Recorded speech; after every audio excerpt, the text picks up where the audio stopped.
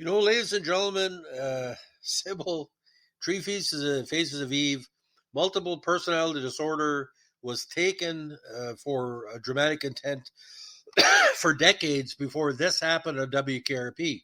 Now, when Dr. Johnny Fever first appeared on the show as their lead DJ, we kind of figured that Howard Hessman was playing him as kind of a multiple personality because if you see his cup, Johnny Fever, Johnny Style, Johnny Duke, Johnny Caravella, and as the seasons were going on, we noticed that Johnny was having a problem equating himself as kind of a hippie guy with such a straightforward radio station like WKRP. Now, he was a hippie in the 60s, 10 to 12 years before the show's time frame. He began working his way up in the radio business and became a highly popular and successful DJ at the height of his career.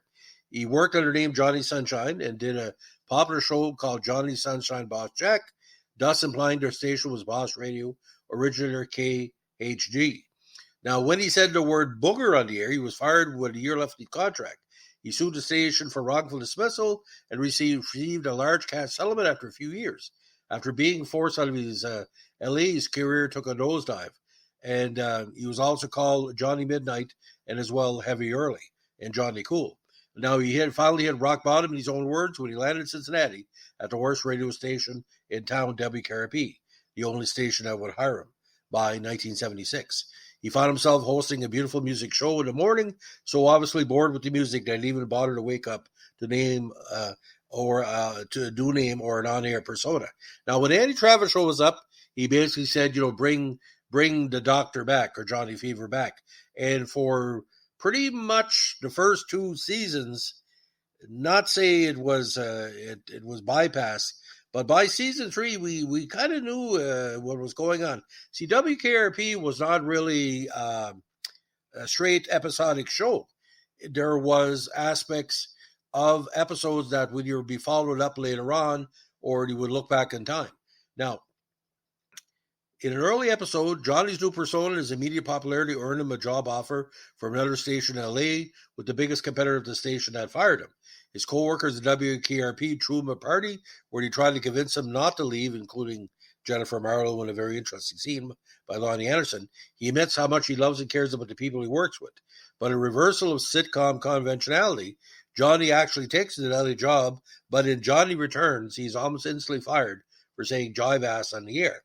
Now, later in his WK career, which was possibly the most underrated episode of any episodic television of the modern era, Johnny Fever is approached by a female TV producer, played by Newhart's Mary Fran, to be a new TV DJ for a disco program, Gotta Dance. Now he creates Riptide, Johnny's TV persona, which is a dyed, money-hungry, disco-loving, chummy with Herb Tarlick, very different personality and voice than Johnny. In the 2-part episode, Dr. Fever and Mr. Tide, Johnny loses control of his personality when his alter ego takes over while on the radio. He seems to be totally taken over by the Riptide persona until Andy Travis decided he would rather have Riptide as his morning DJ, causing Johnny to have an existential crisis. And Jennifer Marlowe disowns the sleazy Rip persona.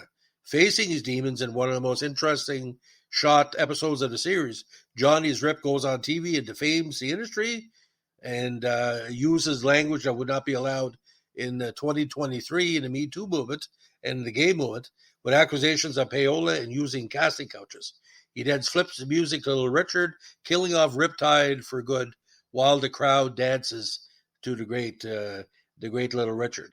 Now, Dr. Johnny Fever, for me, was one of the main reasons I became a journalist. Besides watching Night Gallery as an early person, being influenced by the great announcers on ABC, NBC, CBC, and CBS, Johnny Fever was more Canadian than any other character on WKRP because he had that sarcastic element that's a lot of Canadians. When you're not the biggest brother in the family, when you're near that fucking elephant called the United States, you got to be sarcastic. And Johnny Fever was always worried about different things. Could be phone cops, could be demand, could be different people. He was a pure radio guy who loved rock and roll. So, ladies and gentlemen, that's our latest WKRP podcast. If you like what we're doing, give us a like, comment, subscribe, or share. Go, Johnny, go.